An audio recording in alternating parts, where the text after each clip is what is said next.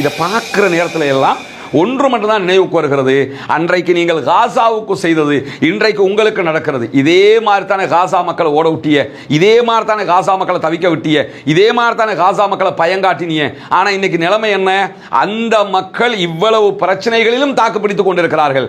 அந்த அடிப்படையில் இஸ்ரேலில் இருந்து சைப்ரஸுக்கு பல பேரும் தப்பிச் செல்கிறார்கள். அது மட்டுமல்லாம ஆயிரக்கணக்கான டாலர்கள் இதுக்கு அவங்க செலுத்த வேண்டி இருக்கிறது. கடல் வழியாக போறதுக்கு ஹெர்சிலியா, ஹைஃபா, அஷ்கலோன் ஆகிய பகுதிகளில் இருக்கக்கூடிய துறைமுகங்களில் இருந்துதான் இந்த படகுகள் ஆட்களை ஏற்றுக்கொண்டு செல்வதாக இன்றைக்கு செய்திகளை வெளியிட்டிருக்கக்கூடிய ஹரேட்ஸ் பத்திரிகை என்ன சொல்றாங்கன்னா, பெட்டாடிக்வா பகுதிகளில் இருந்து 1300 குடும்பங்கள் வெளியேறி இருக்கிறார்கள். அதே போன்று டெல் அவீவ்ல இருந்து 300 குடும்பங்கள் வெளியேறி இருக்கிறார்கள். ஹைஃபாவில் இருந்து 60 குடும்பங்கள் இதுவரைக்கும் வெளியேறி இருக்கிறார்கள் என்கிற செய்திகள் வெளியாகி இருக்கிறது. இப்ப காசாவில் தான் நம்ம இந்த செய்தி எல்லாம் ஒரு 4 மாசம் 5 மாசத்துக்கு முன்னாடி எல்லாம் இந்த செய்தி காசாவை பத்தி சொல்லுவோம். நார்த் காசாவில் இருந்து இத்தனை குடும்பம் வெளியே வந்துட்டாங்க, சவுத் காசாவில் இருந்து இத்தனை குடும்பம் வெளியாயிட்டாங்க, பைத்துலாகியாவில் இருந்து இத்தனை குடும்பம் வெளியாயிட்டாங்க, கான் யூனிஸ்ல இருந்து இத்தனை குடும்பம் அகதி ஆயிட்டாங்கன்னு நம்ம சொல்லி கொண்டிருந்தோம். ஆனா அதுவே மாறி சுப்ஹானல்லாஹ், அல்லாஹ் சொல்ற மாதிரி அந்த காலத்தை மனிதர்களுக்கு மத்தியில் சுழல விடுவோம் என்றான்ல.